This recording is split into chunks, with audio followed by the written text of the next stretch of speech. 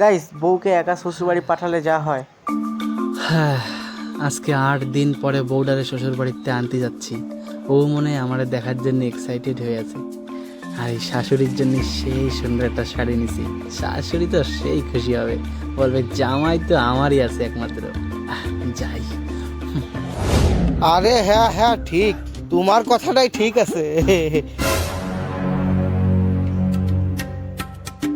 কি ব্যাপার শাশুড়ি মা, বাবা, আপনারা অবাক হয়ে তাহাই রয়েছেন যে?